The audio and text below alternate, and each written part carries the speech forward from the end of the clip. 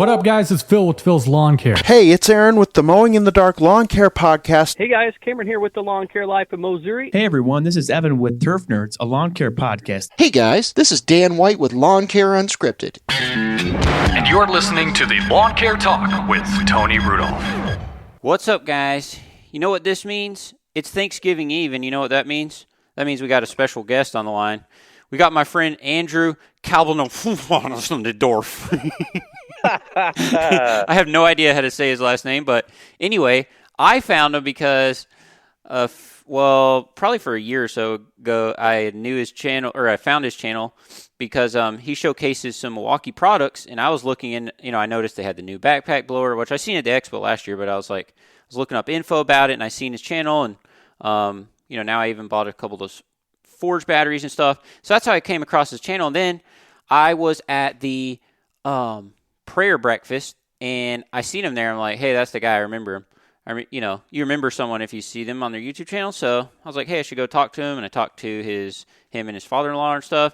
And he knows where I live and all that stuff. So how you doing, bud? How are you? Oh, well, first and foremost, it's Andrew Kalbfleisch. I know everybody butchers it. I'm doing well. Thanks for asking. You doing all right? It's Andrew. What is it? I always explain to people, if you say like a cow with a B at the end and a fly on the wall with a sh, it's a Kalbfleisch is how you say it.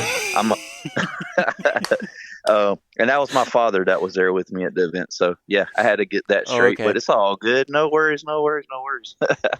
Yeah, and he was super cool as well. He was, it was funny. Like, he was talking to me like he had known me his whole life, and he was telling me about how he's an author and this and that. It was really cool. It was cool. It was that. He's a Vietnam veteran, so he's got a bit of life to him, and absolutely, I think a lot of life to him. So, yeah.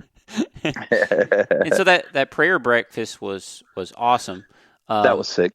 Yeah, I think that was a really cool event. Of course, I was on Paul's The Morning Show. That was really cool as well.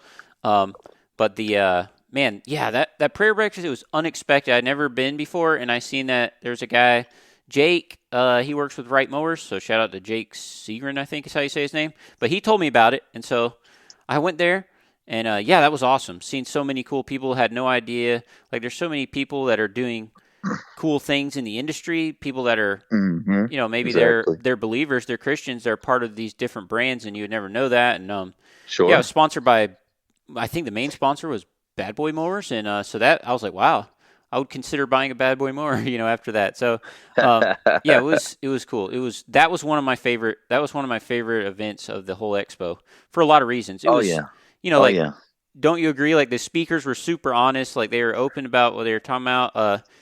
No doubt. The baseball, I mean, I don't really follow baseball, but apparently this guy was a pretty big deal. What was it called? Darryl Strawberry? 4-time World Series champion, yeah. Oh, wow. So, yeah, he was awesome. Like, he told everything. Like, he didn't hold anything back. He was very honest. All the people there were. It was just, man, that was, yeah. I plan on going to that every year. I've been to the expo, I think, 9 years now, but I'd never been to that. And I didn't know. Apparently, they'd done it like 5 years, but I didn't know about it. But, yeah, that was awesome. So, yeah. And, so tell me a little bit about, first of all, guys, I just found this out last night. So I tried it at work at the expo. They asked me, like, hey, do you want a promo code? I'm like, yeah, I want a promo code.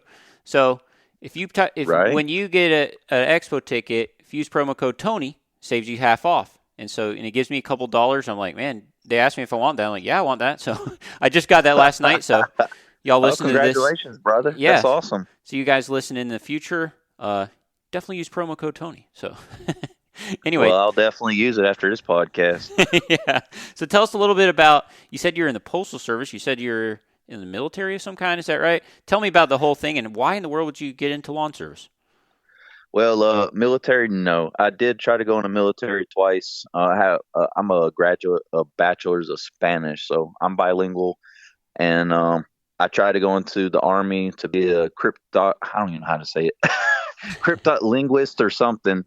And I got rejected twice because of a physical condition I had. But anyways, long story short, or short story long, however you want to call it, I got to the Postal Service, and I was there about 6 years. And then I was doing lawn care on the side because, a lot of guys out there say, oh, the Postal Service, they make a lot of money and they're rolling in the dough and all this. And, it's not what it's cracked up to be, with all due respect to the Postal Service, but I had to find a side hustle. So I dug deep down inside myself and I said, what do I really enjoy doing?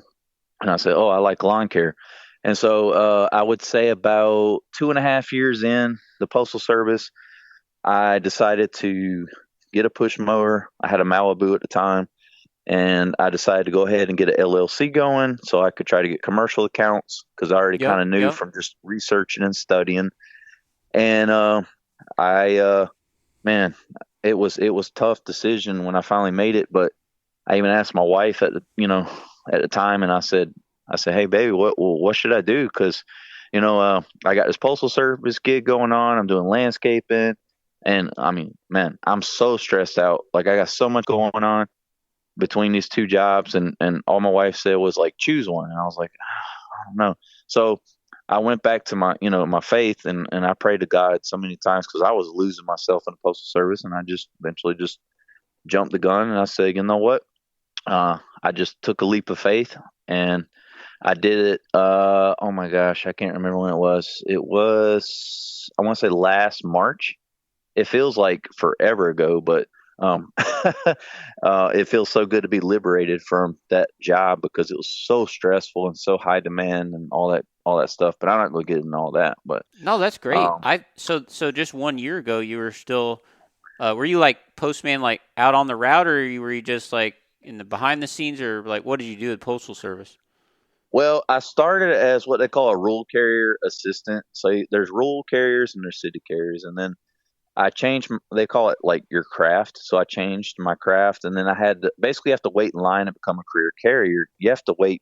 Some people wait almost 10 years to become a career carrier. It depends where you're at in the United States. So anyways, I don't get into that, but I finally got converted to a career carrier, and I just, like I said, I decided to just jump the gun and say, you know what, I put my faith in God and said, and I just felt God lead me out of it last spring. And I didn't have any money saved up. Like I know a lot of people recommend that you save up, 30, 40, 50, 60 grand before you, leave your 9 to 5 and jump into the, lawn care, or whatever you're doing. In this case, we're talking about lawn care. So jump in lawn care. And I did it. And God's been very faithful to me in these past 2 seasons. So I'm very thankful and very blessed. I give all glory to God for this. So you just sent it, right? Is that what the young people said? You sent the letter? You sent the mail? Get it? Yeah. Oh, I'm sorry. I was so focused on. Hang on. Are you there? Yeah, I'm here. Yeah. Sorry about that. I accidentally hit a wrong button. I was trying to do the rim shot, but I did something else. It's all good. So you just sent it, right? Yeah. So I got so focused on getting out of the Postal Service because it was But anyway, yeah, I just basically I got to the point where I had my own route, and I was really I'm not going to even go into that, but I had like 5 or 6 routes as a career carrier, and I would change route every day, and I would just go out and deliver the mail, and that was pretty much my job, deliver the mail. And I'm telling you, it was stressful. Oh, but anyway, it's not for everybody. Some people still like it. Some people are in it. Some people do it, but it's not for me. Wow. Yeah, so sorry about that, guys. I meant to hit the rim shot because I meant to say sent it, like the letter. And I started playing this other song, and I couldn't figure out how to turn it off. And then, snap. so anyway, but all is good. It'll just be all boom together. But yeah. Yeah. There might be a little click or something, but yeah. But anyway, so that's crazy. And then but you're saying you've done lawn care for 6 years. Is that what you said? I did the lawn care on the side for about 2 years, but I did the Postal Service for 6 years. I gotcha. Yep. Altogether. Yep. Yeah. So you did it so are you 3 years now in the business? I am, let's see. Well, technically in the business, I've been in since 2019, around August, September. So I can't do the math. Yeah. So that's 2019. Yeah. I guess it's almost 5 years now. So yeah. Part-time on the side. And then now, I guess for the past roughly almost 2 years full-time. So yeah. Yeah, that's neat. And then when did you, And so in college you studied Spanish? Is that how you tell us how you know Spanish? Because is your family Spanish, or like how would you know Spanish, or did you like study it? Because I feel like that's a super hard thing to learn. Like it's not, like even for me, I like to learn Spanish sometime, but it seems like the roadmap to learn Spanish is so hard. Like, I don't know. Even if you think about algebra or something, there's a way you can start to learn the steps on how to get there, but it's like, as I'm learning Spanish, it's so hard because like everything is just backwards, like from what we have in English, you know. Sure. And sure. like, how do you like get these words in your head, you know, of what the words mean and all? Like, how did you study that in college, or like how did you? Because you're bilingual, which that just puts you a step above everyone else. Not even nothing to do with online. Yes, it's good for that, but I mean just in life in general. So like, what made you want to do Spanish, and how did you get into knowing Spanish? What made me get into the Spanish thing is like I would say ever since I was 5 years old, since I have a crazy last name, I always like as a 5-year-old, I remember trying to come up with my own language. I want to come up with my own alphabet and all that crazy junk. But I eventually later on in life found an interest for Spanish, and then it's crazy because I actually went to college to study agriculture, and I was going to do landscaping because that's what I got into when I was like 16, 17 years old. I can't remember. It's been a while back, but so I changed my major a few times, and I eventually settled on Spanish because I met these two Venezuelan guys that I was playing music with, because I also play music. I play drums and guitar, and I was playing in a praise and worship band at our college at the Baptist Collegiate Ministries that we had there at the time. Now it's called, I think, BSU or something, Baptist Student That's Union. great. Yeah. But I got into it, and then I said, well, I'm going to go for Spanish, because if I, study Spanish, I'm going to find a good job when I get my bachelor's degree. And, unfortunately, I did not find a good job after I searched. And then, like I just said in my story previously, that, I jumped into the lawn care, and I almost feel like it was almost like a midlife crisis kind of thing. Just jump into the landscaping and be like, oh, man, this is what I'm going to do now, But like I said, it's been really cool. But far as the Spanish, go ahead. Did you study it for 4 years or what? I studied it for, I studied it probably, I don't want to really go, but I studied longer than 4 years. Okay. But I would say within the first 2 years, I was pretty much fluent, but I spent so many late nights just making flashcards, because like in my time, we're writing everything down. These kids these days are using iPads and, all the other technology to learn language, Duolingo or whatever. But in that time, I'm using flashcards and, spending sleepless nights to learn the language, because I was so dedicated. I really wanted to learn. Because I guess the biggest drive for me to learn the language was the two Venezuelan roommates that I had in college. They were two brothers, and they would argue in Spanish, and then they would say it in English. And I'm like, did they just say the same thing in Spanish and English, or did they say something different? So it really pushed me to want to learn the language, and I eventually did, because I knew I could do good things with it later in life. So, yeah, that's the story with that. That's probably a helpful piece there if you're like learning it and you're also putting into practice, like of guys that you live with. Like that's pretty cool. Sure. Sure. And like also, like, do you just like remember it forever once you know it, or do you you need to use it pretty regularly? You know what I mean?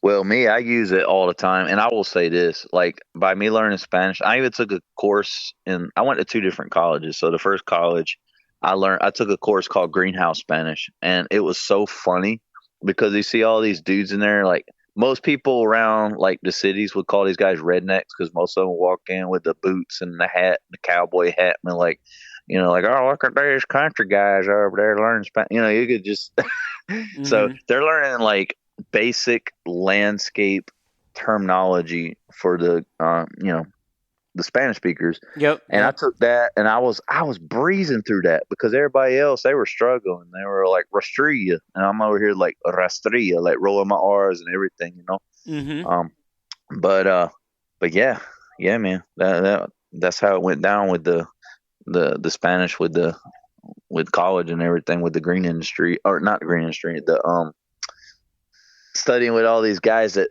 aren't majoring in Spanish. So, but yeah, I use it every day. And it's helped me get through a lot of jobs instead of people getting on their phone and translating Yep. what people are trying to say. And a lot of times I see people say translate, interpret. Translates when you do things by writing, and interprets when you do by mouth. People always say that wrong. I know that because I'm a major in it, and so. But yeah, I use it every day. And my wife's Brazilian, and we speak Spanish, Spanglish. A little bit of everything in the house, so it's pretty cool. And sometimes some Portuguese and Porchanglish or whatever you want to call it. Like I just start making up new languages after that. So yeah, man. What is their first language over there? And where? In Brazil. Portuguese is their primary language. Oh, okay. And so Yep. you end up knowing some of that too as well. I mean, I know some words, but I can, on a good day when I'm relaxed, very relaxed, I can struggle through a conversation, like a basic conversation. But Yeah. I'm not as fluent in that as I am in Spanish. So did she have to learn Spanish too, or what? Well, she learned as well. I mean, I guess just over the years, being around different people, it's like when you come to this country. Of course, you learn English, and then, of course, in this country now we have so many Spanish speakers. Oh yeah, It's almost impossible not to learn Spanish. In other words, if you're willing to learn it, you'll do it. But anyway, yeah. She had, and Spanish is so close to Portuguese. I mean, Okay. I don't even know what Portuguese very close. is, or I don't know if I It's wouldn't very even know close. if I heard it. Yeah. Well, that's cool. So she just picked it up just by she didn't do formal studies like you did, is what I'm saying. No, she did it on the street and all that. So basically, with me, how do I explain it? I learned Spanish at all levels: reading, writing, and speaking, all at the same level. So, Oh wow. a lot of people that learn by speaking, their speaking level is going to be higher than the writing or Yep. reading. You know what I mean? So, I learned it at all three levels at the same time. With her, she writes Spanish well also. So I don't know. It's something you really got to be immersed in to learn it well and do it all on the same levels. But yeah, man. Well, that's why I'm so curious about it, because this is, to me, it seems like a hard thing to learn. I guess it's not impossible, but it's it'd be difficult. But like you're saying, I just feel like in our world today, eventually, if we think about the next generation, like my kids, if you knew Spanish, that would definitely be helpful. Because like you're saying, just left and right, even normal life day things, it's kind of crazy, how much of it you hear and how much of it just goes on in normal life. Yeah, for sure. And so do you use it, do you have employees and stuff? Is it just you? Tell us a little bit about your business and your setup and that kind of thing. Well, a lot of people don't really know this, but right now I just do. I'm just kind of like a shout out to Julio Tomei with Lawn Care Business Success. I'm kind of like his setup, just owner operator. When we have and I say we because, I am the lawn barber. I work for the lawn barber. I created the lawn barber, but I haven't. You know what I mean? When you're a business owner, I always say we because. Yeah, I'm not the business. I work for the business, but it's something I created. So people that don't understand that concept, they can do some research on that as far as understanding the concept. But yeah, I hire guys when we have big projects 2 years ago. I want to say, oh my gosh, it's probably been maybe 3 years. But anyways, it's been some time. I used to have some Lowe's properties, and we had to put out 133 yards of mulch. Oh, wow. And so that's a lot. I had to hire some guys. So essentially, when I have big projects, I'll hire guys on or pay as you go, if you want to call it 1099 or whatever you want to call it. But I don't have ongoing employees. My goal in 2025 is to at least have hopefully maybe one part-time, if not full-time, assisting with the business. I just asked that because if you know Spanish, that gives you twice you're twice ahead of every other employer or whatever you want to call it, like being able to hire someone if you know Spanish. Like, I'll just say, like, the area where I live, like, I'm one of the only few white guys, landscapers in my neighborhoods that I'm in. You know what I'm saying? So you're a minority, eh? Yeah. Oh, yeah. shoot. Yeah. So, like, it's mostly, Hispanic crews, that work for the big companies and stuff, and even some small operations too. I just feel like, man, which, I mean, I'm solo as well.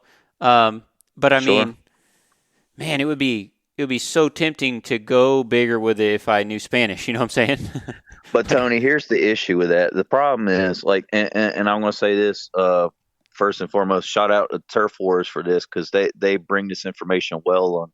I don't remember which podcast number it is, but they bring guys in from, I want to say, Dominican Republic every year, and then when the season's up, they'll send them back home. And I can't remember the name of the program the government has, but it's like it's the H-2B visa. You got it. That's it. So the problem is, you can hire guys to work with you speaking Spanish, but the issue is, I think for me, what I've noticed over the years, doing the landscape stuff, a lot of guys will say, "Oh, this guy speaks Spanish." They connect with you more, and then next thing you know, they're trying to ask you for cash instead of paying like check and all that, and they feel like they're your friend. And I'm like, right. Look, dude, like, I know I speak Spanish, but look, man, I got to write you a check. Like, I can't. So that's what I'm saying with Turf Wars. That's why give them a shout out for what they're doing. I need to look into doing something like that for the near future, because, man, as a business owner, you can't be paying guys cash. That's ridiculous. Yeah. You got to pay them on the table, not under the table. So, I mean, with all due respect to that. Yeah, I mean, I guess that definitely would be a problem. Because Sure. People that don't speak English, there definitely would be a higher chance that they're probably not legal either. You know what I mean? So, and obviously, and if that's the case, they want cash, and that's an interesting. For sure. It's an interesting thing about It's that. tough. So, it's tough. Yeah, but I mean, I know there are people out there that speak Spanish that are American citizens that want to get paid the right way, pay their taxes, all that. Yep. And I know there's got to be because there's people like that, like someone like me, I have zero access to them. I can't even talk to them, and you can talk to them. And so that definitely, no ands, buts about it. Like, that definitely is something to look into. Like, if anybody can build their business and have employees and stuff, it would be you. That's what I'm saying. Yeah, for sure. And then when did you get into social media? Did you just like start at day one? You start your business, or like how did that work? Man, you're about to get my fire started. That gets me excited. I love the social media stuff. It's fun. Sometimes it can be stressful. I've had for example, the YouTube channel I've had for about 4 years, but I really started hitting it like really, really, really hard about 2 years ago. And my niche at first, I was trying to figure out what it was. But then after I watched a bunch of YouTube videos explaining what niche you need to stay in so you get better views, you get more subscribers, or whatever you're trying to go for, And I saw that, you got to oh my gosh, I lost my train of thought there with that. But you're talking about your niche and like where you're gonna trying to find the right spot for your channel. So unboxing a tool. It's been kind of a long week getting ready for Thanksgiving here. Oh, me as well too. So yeah, I hit the wrong button. Like, that's gonna bother me for the rest of this podcast. Just so y'all know, like, I hit the wrong button. You're gonna hear a little. Shoot. You're gonna hear a little clip of that, some random song. I was trying to do a super cool, clever send it rim shot drum noise. You know that noise? Oh man, yeah. So now I'm gonna have to merge these clips. But anyway, yes. Oh shoot, but yeah. Like I said, the unboxing. What I really discovered what my niche was. At first, I didn't know. I didn't have a clue what I was doing. I was like, at first when I did my YouTube, I was showing like me and my wife. Well, it was mainly me. My wife had a client that needed a boat clean. Yep. So we went out to clean a boat, and I showed on the YouTube like cleaning a boat. And I'm like, and then like now I'm just like, what was I doing? But I've figured out my niche now, and now I got to the point where I have a tablecloth that has my logo on it. My wife got for me shout out to my wife, with my logo on it. And when I do the YouTube videos now, it looks very presentable. She got that for me for Christmas last year. And I remember today I was on my YouTube and I got a comment saying, "Oh, we can't hear anything on your video." And then I commented back and I said, "Well, I'm sorry. This was when we were first starting the YouTube channel and we didn't have microphones. So now we have, lapel mics and all that, and everything's better. But, I still get some trash talk from that. But yeah, the YouTube was good. And now I'm getting an Instagram a little bit, trying to focus more on, shout out to Pablo from the Black Sheep, Pablo Serrano. He's motivated and inspired me to try to figure out a niche for Instagram, because I don't have a clue what to do on Instagram. I have hardly no experience with it. YouTube, I have a little bit experience under my belt. And I'm starting to try to do the more funny videos, POV, a lot of that kind of niche stuff. So people get motivated, people laugh, and people get educated. That's pretty much what I'm trying to do. The biggest thing that I really hate on the social media is, well, I can only speak for myself, but I see people put like, "Oh, I just did a hyperlapse of doing a shrub," and then next thing they're like, "Oh, I'm on a fishing trip." I'm like, "Okay, so is this a landscape channel or is this a fishing channel?" Like, I'm confused. So that's the thing I try to focus on, is like, I always, every single day, what am I focusing on? Because you can't go down 50,000 rabbit holes and be like, "Squirrel," So yeah. But yeah, man, hope that answered that question well. No, it did. So you've had it, if you've been mowing for 5 years, so like for a while, like a good portion of your business. Sure. So that's kind of interesting, because I feel like most people, maybe they kind of start doing stuff their channel like way later. If they, I don't know, maybe they get bored just doing their business in real life, and they feel like maybe they talk about that and reach out or like help other people or stuff like that. Usually people don't just start them both at the same time, you know what I'm saying? Because it's a lot on your plate just starting a business to begin with, and then, I'll also start a YouTube channel talking about that business. It kind of could be a lot, or, if you have the right mindset, it could be, hey, this could be a cool opportunity to kind of tell and show, the journey of like doing the business. But, if you said you're doing the unboxings and stuff, man, I feel like that could be a pretty, that's cool, but like I feel like that is a hard niche to do. You know what I mean? I mean, any of the niches are hard, but you know what I'm saying? Sure. Like there's a million people unboxing a million of everything, No doubt. If we could just figure out how to do like those kids channels where they open up those plastic eggs and they have like 50 million views on the thing. If you can figure that out, that's an unboxing channel right there. That is so true, man. Oh my gosh. But so like, why did you decide, hey, I want to unbox stuff? Because like, I don't know. Like, I love unboxing stuff, like when I'm unboxing it, but like, and I like watching you and other people unbox stuff too, but I'm always thinking like, it's gonna be cool when it's brand new, you pull it out of the box, you know what I mean? Like I want you to run it for 1,000 hours and then let me know, how it is, and but again, I know you'll mix in that stuff too, but what made you decide that you like do the unboxing, or what made you want to do that or like to do that? Well, I would say, I can't remember how many years I've been in. I want to say at least like 3 seasons. So I was using pretty much like gas equipment. Everything was gas. And then I got into which we're probably going to transition to this, but the battery, what really intrigued me. And I was like, does it really work? So I went and bought, I can't remember the first piece of equipment I bought, but I think it was like a Ryobi, battery powered mower. I think it was the 40 volt or something. I wanted to give it a shot. Yep. I have one. I can't wait to see how it's going to work. Yep.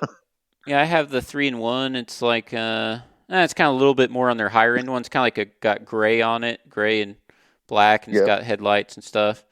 Like That's it. Batteries are The headlights. Yep. Yeah, the batteries are covered. It's not like the little low like turtle one. It's not that one. It's like it has like the little where the part where the batteries like sticks up. You know, kind of like the Milwaukee one. You know. Yep. It looks like that. I mean, it's plastic deck and stuff, but I like that thing. I think it's nice. Yeah, it's pretty cool. I got like I said, I got into that because I wanted to see, can it perform? I really wanted to see, can it perform, because I was just like tired of mixing gas and having all the maintenance on the equipment, and it feels like every 3 or 4 months you got to spray the sea foam in your carburetor to clean it out and get it running and all that. And Well, I was listening to one. Tell what is your actual business equipment setup? Because guys love to talk about that or know just a picture in their mind. Like, what are you running? What truck are you running? What trailer are you running? I've seen your enclosed trailer, man. That thing looks dialed. You saw it on YouTube, that Milwaukee Pack Out setup? Well, I mean, just your enclosed trailer in general on the outside, it looks really cool. The red, just how you done like the red with the grass. So tell like about your setup. Do you just run a Milwaukee push mower every day? Like, what is your setup like? So first and foremost, like I went with the cut. My shirts are red, truck is red, trailer's red. I want to go with that because it just bites. People see it and they're like, "Oh, look at the red." It draws attention to itself. So then I guess like with that being said, I got more drawn to the Milwaukee tools just because they're red, and I like to have everything uniformed. I know it sounds crazy. No, it doesn't sound crazy. Yeah, I like everything to match, look professional. Always going out with my shirt tucked in. I want to look professional. So anyway, I pretty much running just all battery stuff. And right now, Milwaukee, I'm running some Crest equipment. Yep. The push mower I use on certain yards that I can't get back in with the gate. But that's because I don't have a stand on yet, and that's my goal for next year is get a stand on. Running an Exmark 42-inch radius E series, and just recently added on a grass flap, which is phenomenal. I mean, It is a game changer. You have the pedal there.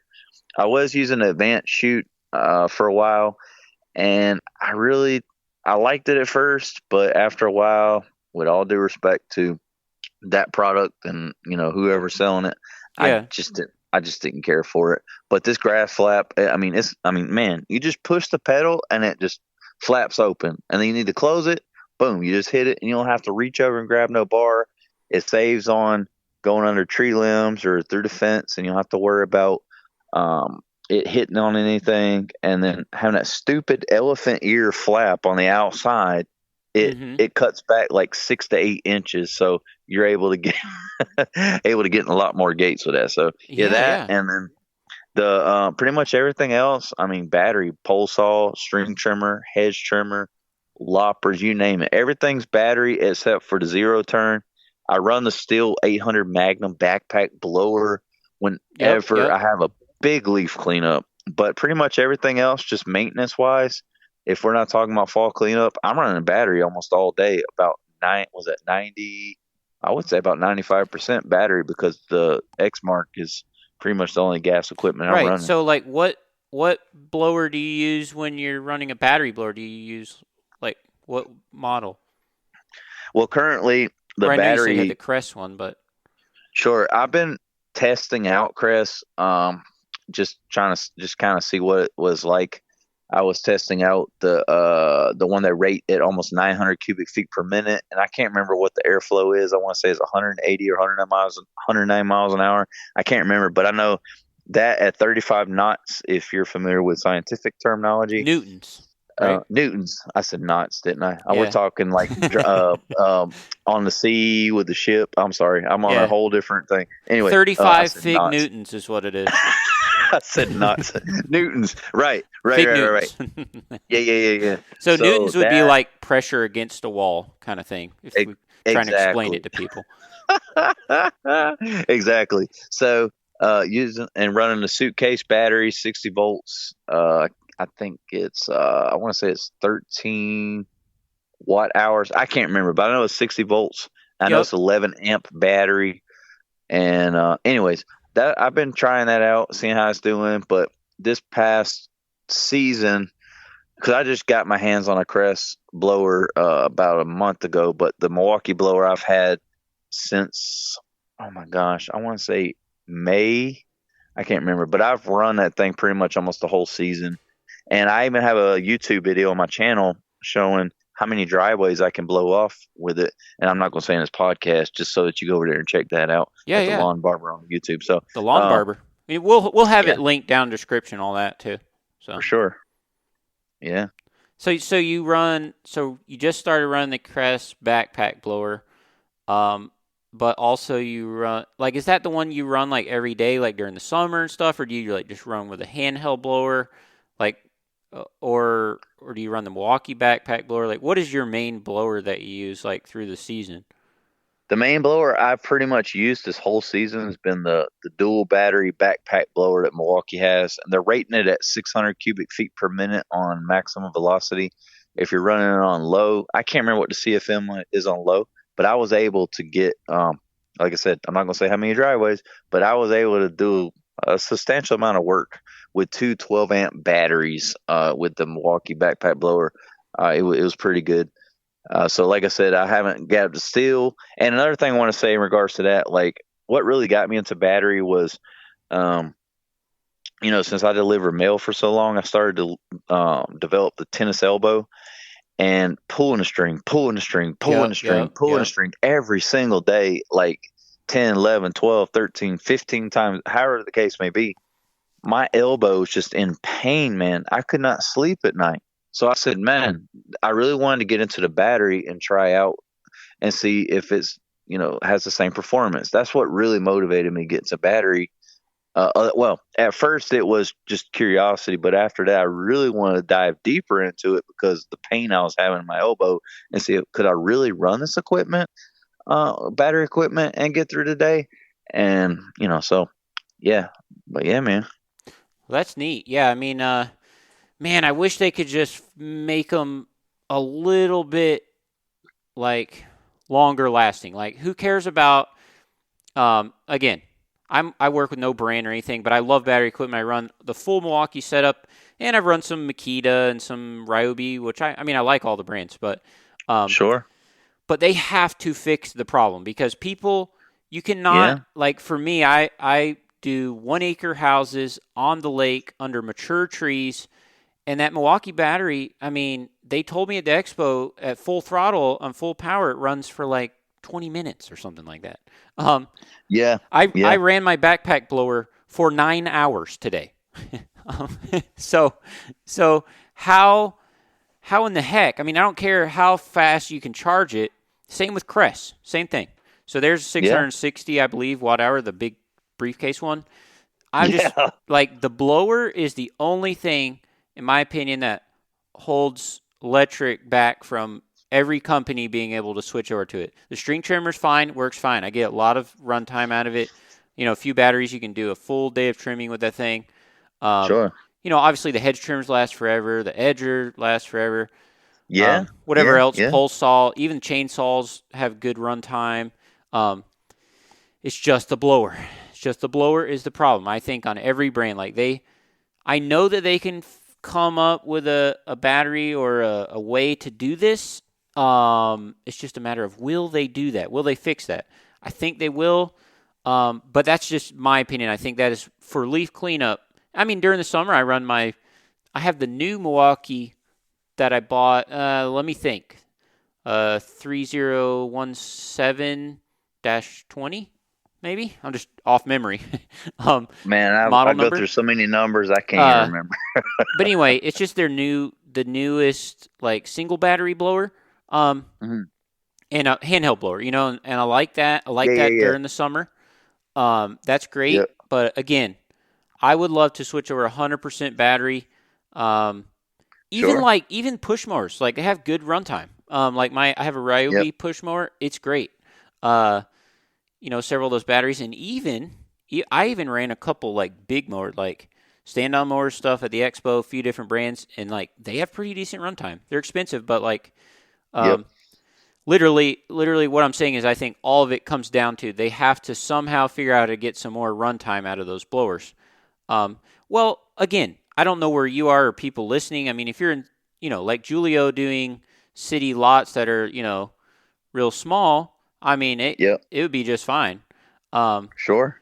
But there's no way. There's no, like, how do you run it for 8-9 hours? Like, how do you run one of those if you're going to go battery blower? You're going to have, even if you're going to charge them fast, it means you're going to have 5 of those briefcase things. And then, if I'm blowing for an hour and 15 minutes on one property, I have to come 4 times and change the battery, even if I had enough batteries, even if I could charge them fast enough. Like, no thanks. You know what I mean? Well, here's the thing with the backpack blowers, though. Like, it's also a question of how are you doing your leaf cleanups, because that's what we're more geared towards with saying, oh, these batteries aren't holding up for these leaf cleanups. Well, are you blowing the leaves off the fence and then bagging them up, or are you mulching the leaves with your 0-turn mower, or what are you doing? Because if you're taking your backpack blower and, for example, you're doing a 1/4 acre yard and you're blowing across the yard all the leaves, then of course it's not going to last. But if you're doing a commercial site, however, then that is a real good question. If you're blowing all the curb lines,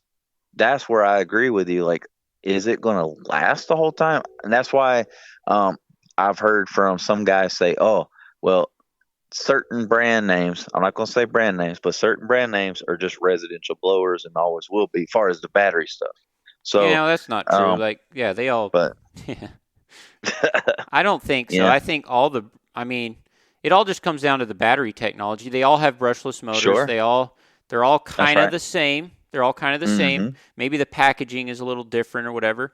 Yep. But like I said, I had the Ryobi blower. I love the Ryobi Whisper blower 730, whatever it is. Kind of that big, kind of bigger one they sell at Home Depot. Man, that thing, it's better. I had that one. The dual battery 40 volt. No, not the backpack blower, like the handheld blower. It's like the super quiet one. Yeah. I think that is one of the best electric blowers like in the industry. Like, that thing is nice. I've had 2 of them.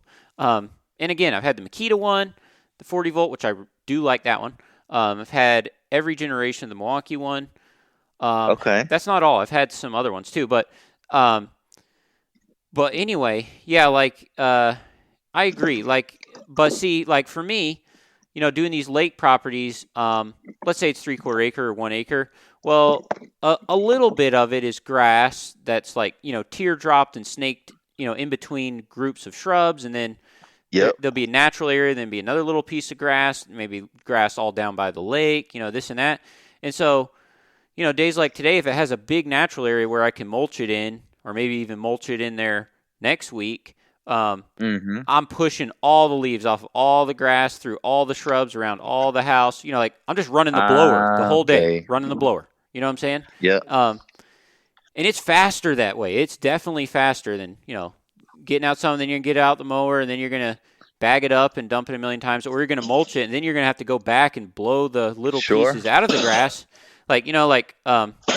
Man, I have one of these Red Max 9000s, and I am not kidding. It is the best blower I've ever used in my life. And I've had, let me see, the 550, 3 BR 600s, the BR 700, the BR 800X. I've had the Red Max 7500, 8500, the 8560. Now I have the 580 BTS Mark III. I've had the Husqvarna 560, which is like their medium-sized one. I've had the Husqvarna 130 BT, the BR200 steel small blower. I've had 3 different Echo backpack blowers. I've had probably 10 different gas handheld blowers. So I have a lot of experience with blower. I've never made any money doing anything besides lawn care. So I'm almost 20 years, doing this. Wow. Yeah. So anyway, I have a lot of experience with a lot of blowers, and I got the Milwaukee set up in 2017. Let me think. Well, I don't have to think. I know the guy, Mr. Steve, but he had a channel, Supreme Services, back in the day. It was a lawn channel, but even now, you probably know who he is. He has a channel called Tool Boss, and it's not a lawn care channel. It's just a tool channel, Yeah. But really, really cool guy. And I remember when they first came out, do some crazy deal on them or something. and I was just so intrigued by this. So I bought. It was like a kit. Well, it came with the Milwaukee dedicated trimmer and something else. Maybe like something else was thrown in. You know how like sometimes they'll do those deals. Trying to think. Yep. Maybe it was another battery or something. That was back when they came with the 9s before they had the 8s Milwaukee battery. Anyway, love that trimmer. And but on the upside, like I love battery equipment. I am not one of these people that's like, pry the gas equipment for my dead hands or whatever. Like I'm not that guy. I'm literally every year I'm saying, okay, this is the year where I go 100% battery because I want to. Sure. But again, just this blower for me, that's the only thing that's holding up for leaf season. Because our leaves, they fall. Oh boy, they're protected trees here, but the leaves will fall all the way till January. And so, right now, if I can. Oh wow. Yeah, like if I can clean off a yard in 45 minutes instead of playing around with my mower and stuff, and it taking me an hour and 15 minutes. Oh, I'm going to grab the huge blower and I'm going to do it in 45 minutes. Absolutely. Why would you not? Yeah. Time is money. For sure. Yeah? No so doubt. like, yeah. So, man, that's the thing. It's just because I kind of hate gas backpack blowers. They're so loud. Like these big ones are so loud. And see, since I've done it for such a long time, that noise, it bothers me more than probably, a guy, he's a year in business and just like, oh, I love the noise, whatever, Yeah.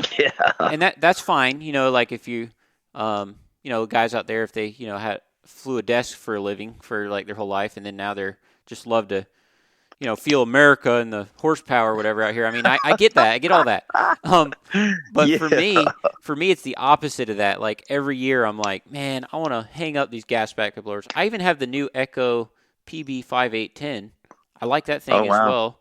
That's kind of like a steel copy. But anyway, again, I'm trying all these different things, and all these blowers, like I run them for years. Like, so I have a lot of experience with them.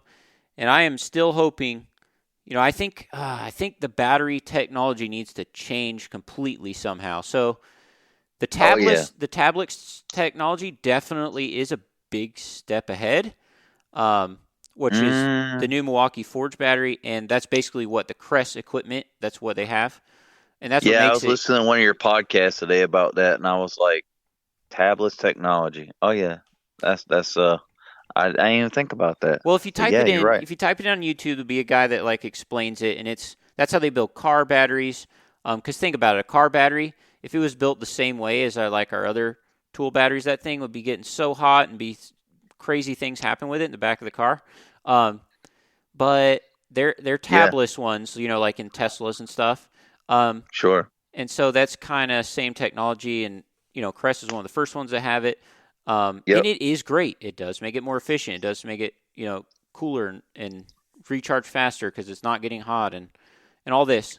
But still, they got to change something so that I can run it all day, and so that other crews can run it all day. Because for guys out there, if they have to, for a few months of the year, run a gas backpack blower, they're just like, if I can't just switch completely, then...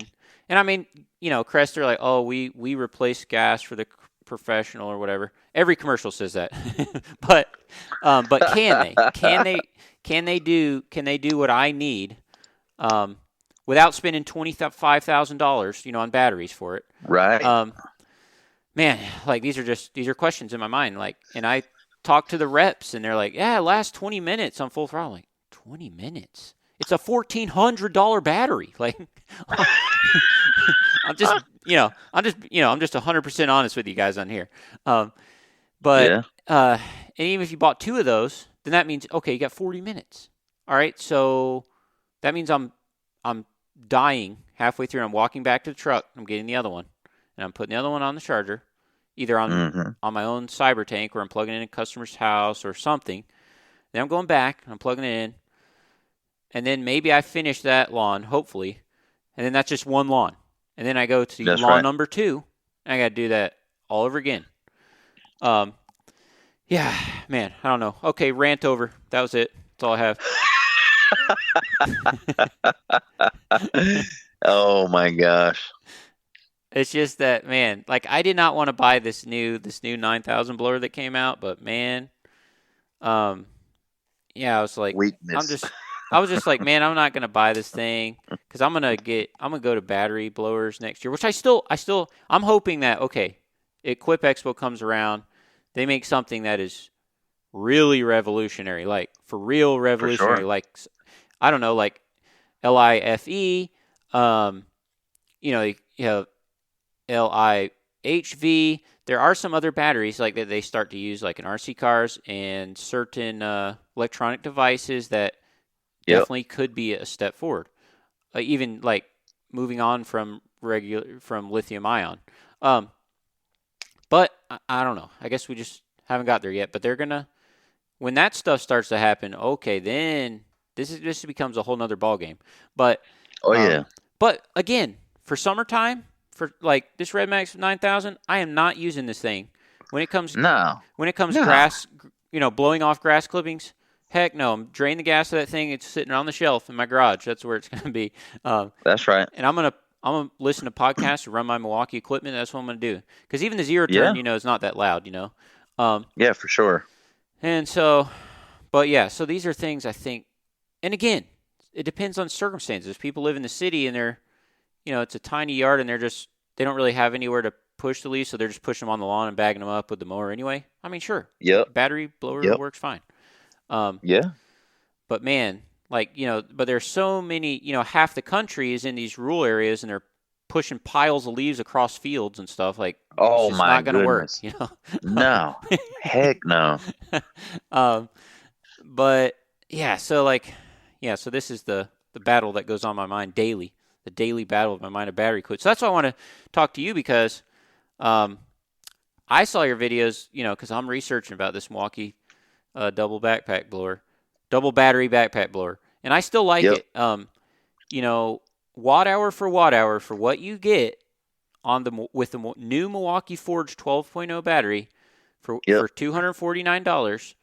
You're getting 216 watt hours, and you're able to recharge it in about 15, 20 minutes. I have the new supercharger, and that thing is bad to the bone. I love it. Dude, yeah, I have two of those things. Oh my gosh. I wish you can charge so fast. Yeah, I wish the charger was a little smaller. But other than that, because like the rapid charger, that thing was like less than half the size of that. Yeah. Just like it was so small and easy. But I know that, they got to have a big charger to have that fan that blows through and it's built in and blows through the battery and all that. But how about that new button on the Forge battery, man? Like, you got 4 bars. It's like, whee! The lights are just so bright, man. Yeah. It's so awesome. Yeah, because, like, I know on some of my older ones, because, like, the light just, on the old style, like, it would just stop working altogether, sometimes after a year or two. Oh, wow. I've never seen that. Oh, yeah.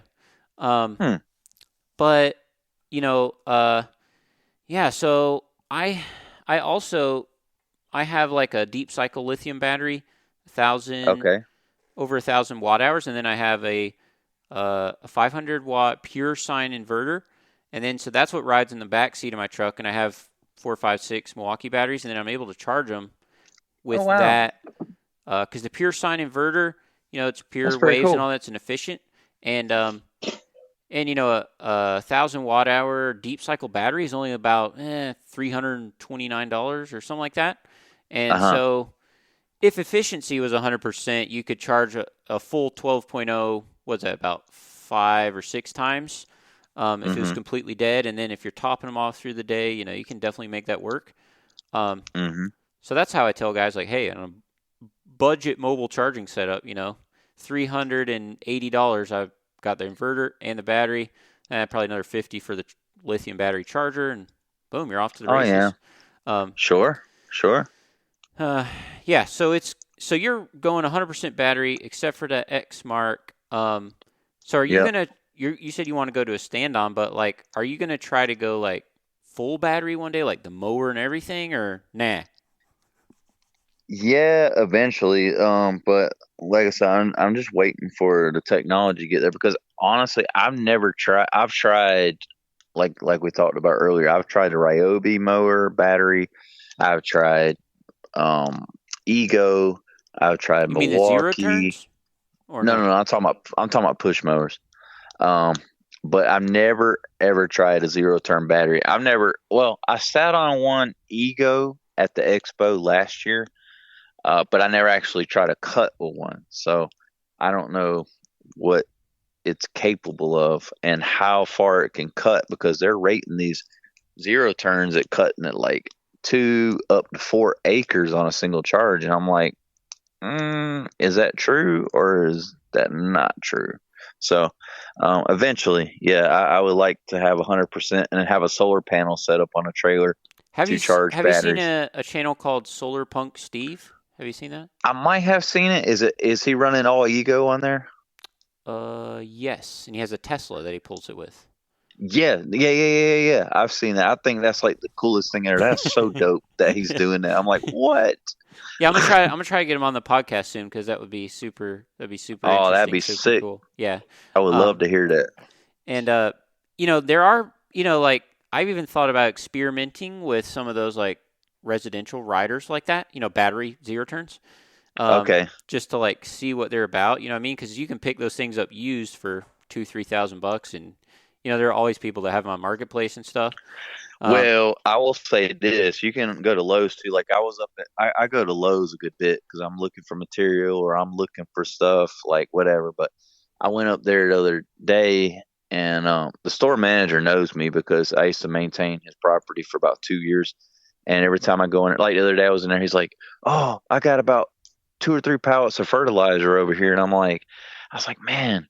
If I had a shop, like a big shop, I would buy all those pallets and like resell them or use it for next year. But he has a Ego E-Steer zero turn sitting out front, and I'm like, "Hey, what's up with the zero turn in the front?" And he said, I can give you a good price on it." I'm like, "What are we talking?" I said, "It's $5,000 sticker price on it." I said, "I'm not paying $5,000 for a battery powered residential mower." And he say, if you take it today, I can give it to you for $2,500. I said, "But man, I got to buy batteries for it. $2,500 for a mower that don't even have batteries or a charger? You're out of your mind." And he's like, "Well, maybe I'll make a friend one day and sell it to him." I'm like,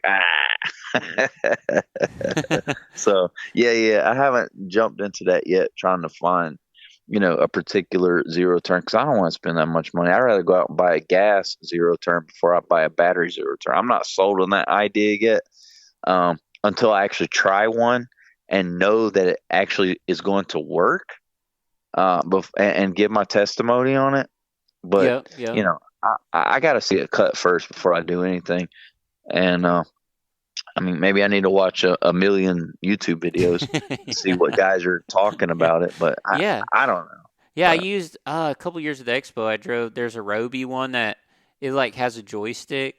Dude, I drove that last year. Yeah, that thing was so cool. I thought it was weird. It's weird. Yeah. It would definitely be weird to get used to, but like maybe I could text Andrew Kalbfleisch on the other hand, and then I could drive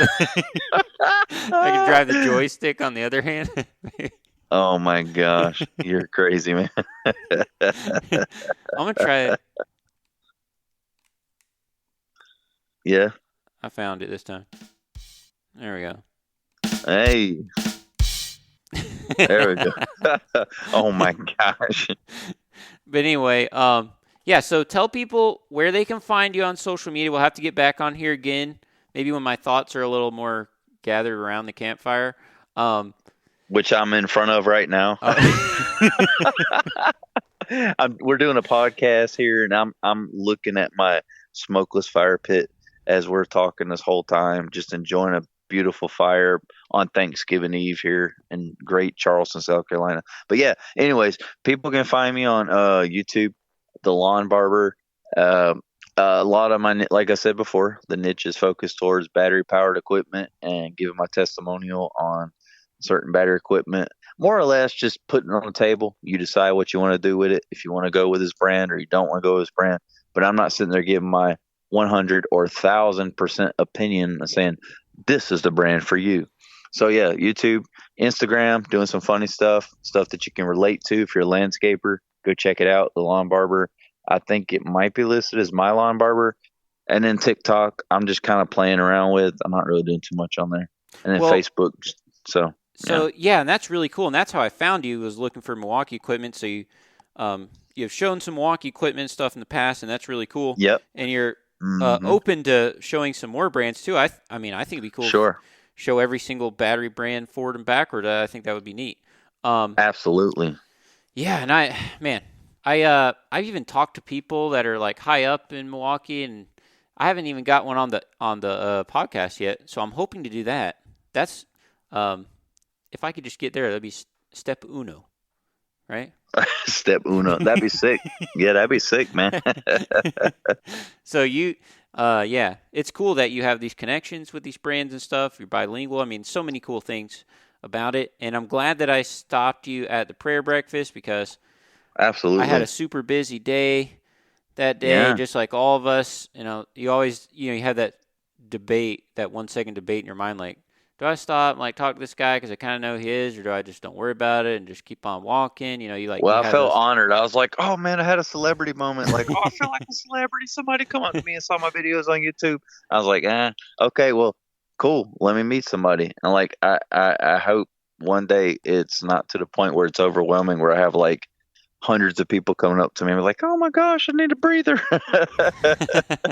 But it was great. It was great you came up. But what was even more great was the fact that we have the mutual thing in common, that we're both out here for the Lord, and Yes, we're doing absolutely. God's work, and make sure everything we do in life that is for God's glory, and that all these material things don't matter when we pass away. All this stuff is rented to us in our life. Everything is rented to you in your life.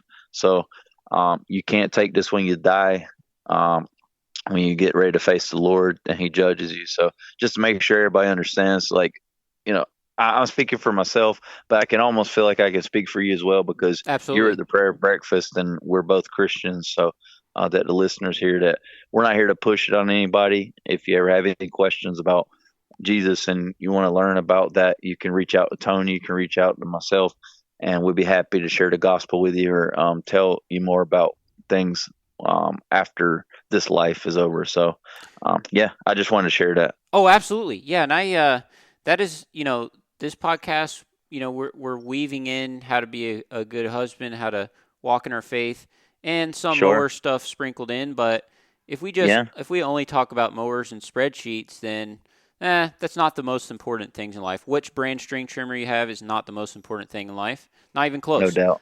So Mhm. that stuff is fun. That's icing on the cake, and it helps us to make money and all that.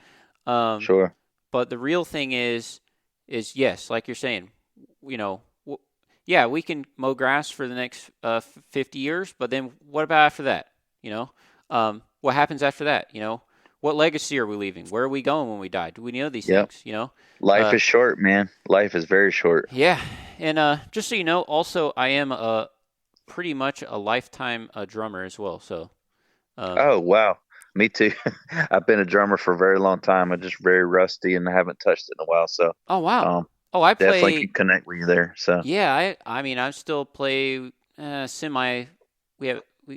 I'm part of a semi-large church for the last 12 years, and Oh, nice. in multiple services, and I'm playing from 6:30 in the morning till like 2, 3 in the afternoon by the time I leave usually.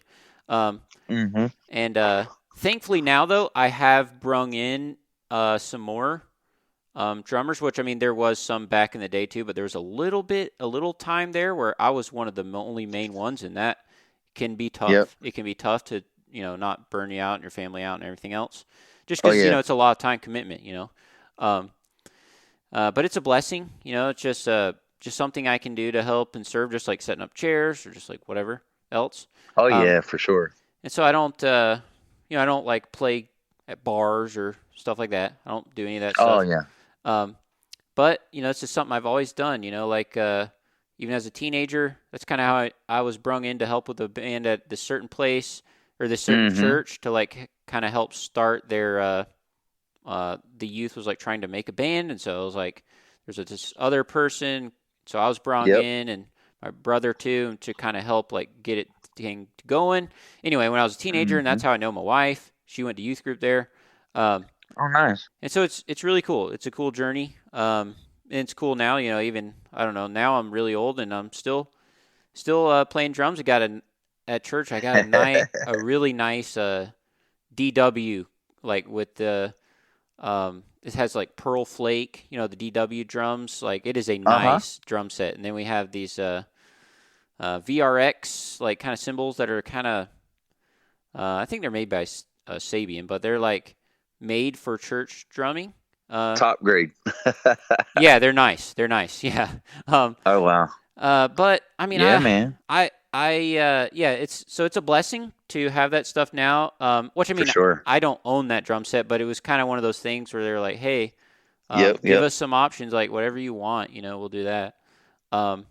Yeah. And pick out, some things, which I was going to go with the Zildjian Sweet cymbals, but because I kind of like those better. But anyway, for some reason, the guy that's like the rep that like talked my church, he was like, you should get these cymbals. And so they just did that. Yeah. But I don't think they sound quite as good as the, and they're more expensive, than like, regular Zildjian Sweet ones or whatever like that. Like, they're kind of more expensive because they're kind of like made to tone a certain way or something.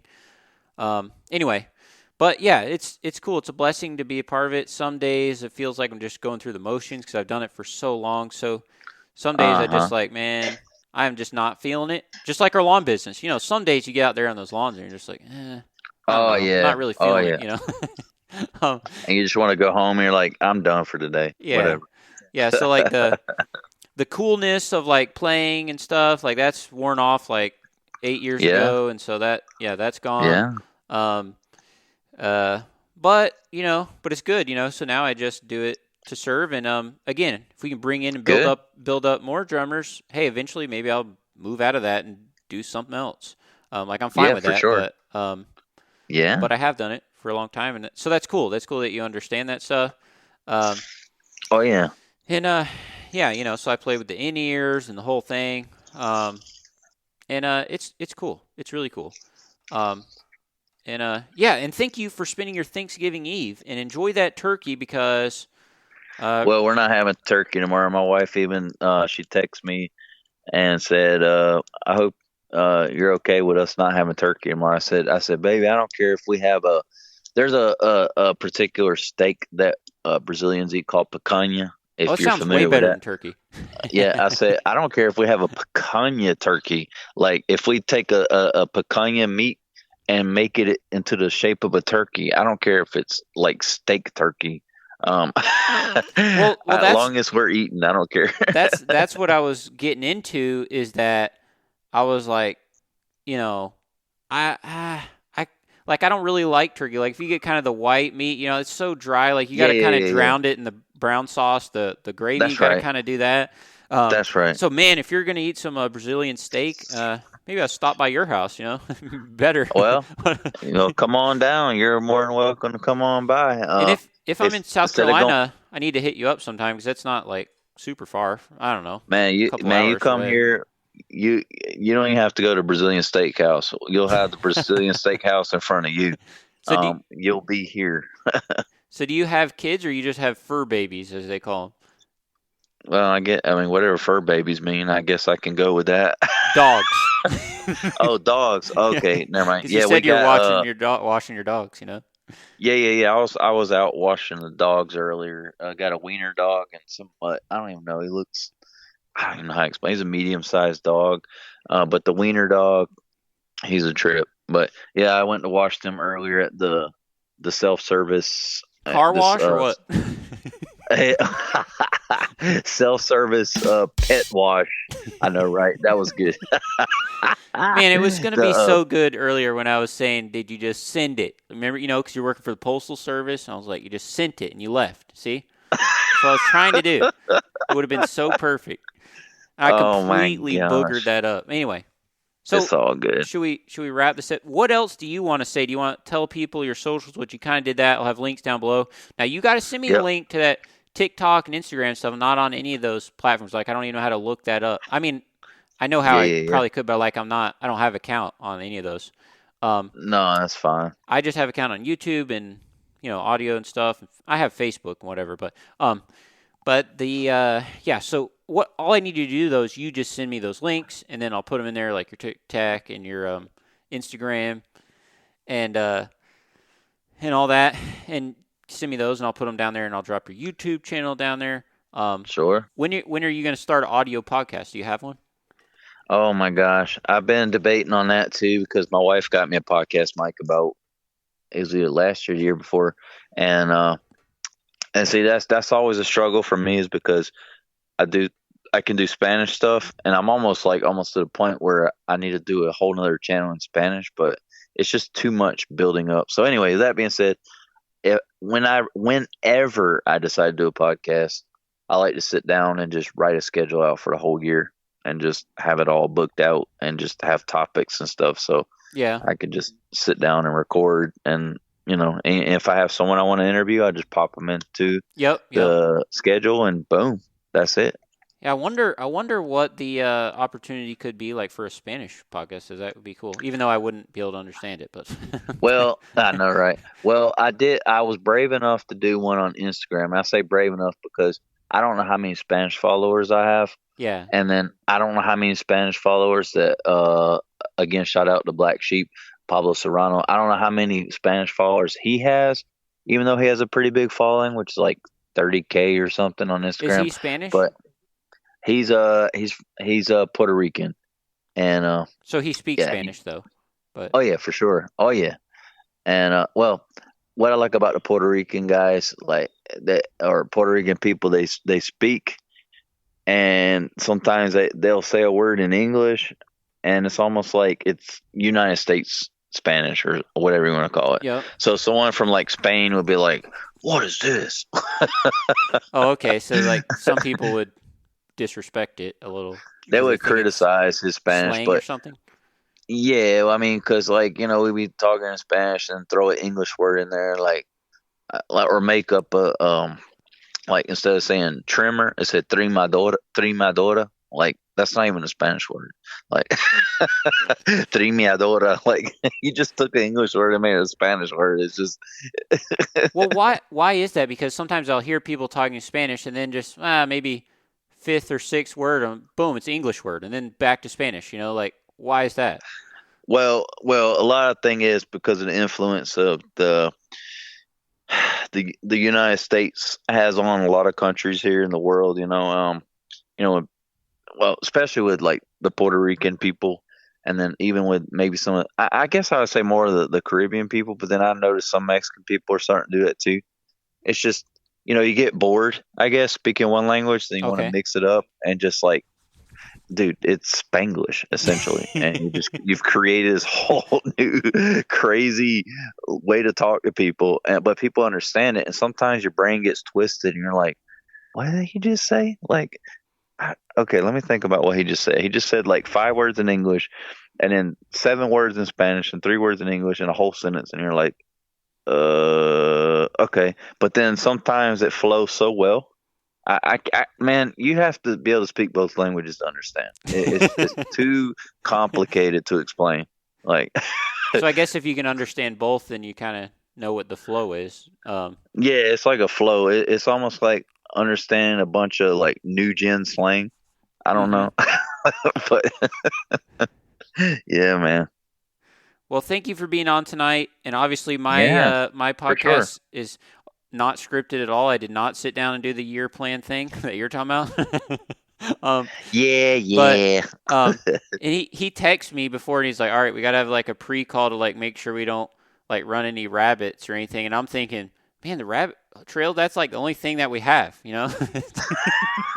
Well, me, like, I guess that's my college mentality of like having everything outlined and organized and all that stuff, but I guess I can't help it. I just want to make sure everything's done good, and people aren't like, "What are these guys talking about on here? I just don't understand." Well, I think they'll be understand what we're talking about. We explained it pretty well. Yeah, for sure. I guess I have no problem with doing something completely scripted, and I also have no problem with just having a conversation, with each other as friends and with friends listening. If you think about it, do you know are you familiar with the Duck Call Room podcast? So it's the guys from Duck Dynasty. Well, a couple of the guys from Duck Dynasty. Familiar with what that is? No, not at all. Oh boy. So like Uncle Si, Willie Robertson, Cy It's been Robertson. a long time. I've heard of Duck Dynasty. It's just been a very long time. Yeah. Well, anyway, they had this super famous show a few years ago. It's called Duck Dynasty, and but anyway, about half of the guys now have the #1 leisure podcast, like in all of the charts. And oh wow, there's 3 or 4 guys on the show, and every week they show up and they have zero idea like what they're going to talk about, like before they do the podcast, and people love that. So like it's called the Duck Call Room, because like in the show, the Duck Call Room was like the room where they would build the duck calls, and it was like where all the shenanigan talk went on. So anyway, so they made a podcast called the Duck Call Room because it's kind of like made to be like this, but it's great. Yep. They talk about faith on there, and it's super cool. It's super cool. You should check it out sometime if you're bored and need something to listen to on the mower, because it's good. But Sweet. What I'm saying is, like, people enjoy that kind of thing, like, and they're the number one on the chart, so, because we have to earn people's trust, and we have to earn their likability factor. Like, we can just 100%. There are a lot of podcasts that are, and a lot of YouTube channels too that are just strictly professional, like from these companies and stuff, and they'll have 20 subscribers and no one will ever care or watch that thing because they've not built any relationship, just regular, real relationship with people. Real people Absolutely. Out here listening. So that's the thing for me. I'm not trying to like attract a bunch of brands. I'm not trying to do any of this stuff. I'm trying to build friendships and help other people connect with other people across the country in the lawn care community. That's the thing. I make $0 on this podcast. I'm not trying to do any of that. Again, I'm not against anyone who does that thing, but I'm strictly here to build relationships. One lawn guy to the next. I'm just a lawn guy like anyone else. Like, I'm for real just a lawn guy like anyone else. So that's why I do this podcast, and that's how I want it to be for now. And yes, there will be some serious episodes, and yes, there'll be some know your numbers stuff. Yes, absolutely, 100%. Sounds good. I'm serious about that stuff too as well. But on the other hand, we need to feel like we have friends in the business as well. So that's the thing. Looking forward to it, brother. Well, thank you so much. I got to get all these just these 2 clips meshed together. I should not have hit that button. I hit the stop button to try to stop that noise, and I stopped the recording. Are we still on? Oh yeah, we're still on. Okay, I'm making sure. I was like, are we still on this podcast? I mean when we had Should that. I not say something? I mean when we had that first little the little soundbite thing. Yeah. So like I stopped it just for a second, and I jumped right back in recording, but like I should have just turned down the knob for the sound pad, not stopped the whole thing. It's all good. No worries, man. I should be able to. No big deal. I've done this like hundreds of times. I should be able to work this thing, but again, been a long day. I've already done, I think, 26 properties of these big properties so far, trying to get people. Oh my gosh! Because everyone wants their lawn cleaned up, before Thanksgiving. So I've ran over 5 gallons of fuel through the backpack blower in the last 2 days. So, oh my gosh, my mind, like I'm not at 100%. You know what I mean? But that's okay. We're on here, we're doing it, making it happen. If we wait for everything to be 100%, we'll never do it. So that's just how life works. That from YouTube. Like not every video is going to come off just perfect. Like if you do that, you would never put out a video. That's right. Right. Even Dave Ramsey says when he writes a book, you want to get it to 80, 90% and then ship it, because that's the best that you're going to do. Yeah. The best that you're going to do. No doubt. The best that you can do in a reasonable amount of time. You know what I mean? Like, so the cost to benefit, the time to benefit, Yep. the benefit ratio, you know what I'm saying? That's right. So anyway, thank you for your time coming on here tonight. Enjoy your Brazilian steakhouse tomorrow, and we'll catch up with you soon. Send me the links to your Tic Tac, because I don't have that. Tic Tac. Yeah. All right, bud. Thank you so much for coming on. Send me your links. I'll get this scheduled ASAP. Got to try to get all the clips together. And worst case scenario, you probably will hear that little sound thing just for a second, and then I'll explain what went wrong with it. But, it's real life. This is what my podcast is about. So thank you for coming on tonight. Yeah, thank you. It's my Andrew pleasure, Kalb. man. I'm not going to say the rest. And, Fleisch. Andrew Kalbfleisch. No, I was just being joke at the end with Kalbfleisch. Andrew Kalbfleisch. Oh, there you go, brother. You got it. That's easier than the way I was saying it before. Oh, no doubt. Well, thank you, bud. Have fun.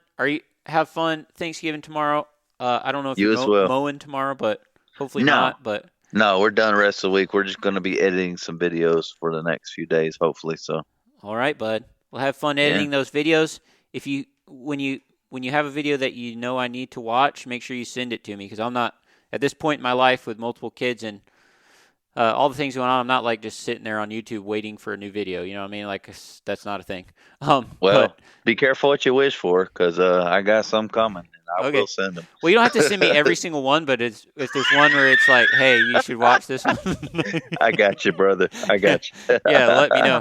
And I'll try to keep up with them, as I can too as well. But thanks for coming on tonight. It was so cool to meet you at the expo. Absolutely. Same here. Yeah, just the relationships that we can make at the expo. Hundreds of people that I know there now. And yeah, it's awesome. It's awesome. So, and I hope to see you out there next year. I don't know if you're coming or not. I never asked you that, but hopefully you do. Well, I was thinking about buying my Black Friday ticket already because I'm ready to lock and load for next year. So probably me too, bud. All right, bud. Well, we'll talk to you soon. We'll wrap it up for real this time, and we will see you later. Sounds good. God bless you, brother. Thank you so much. See ya. All right, guys, there you have it. I got to try to mesh these clips together. Whew. Got to find the app to do that, all right? All right.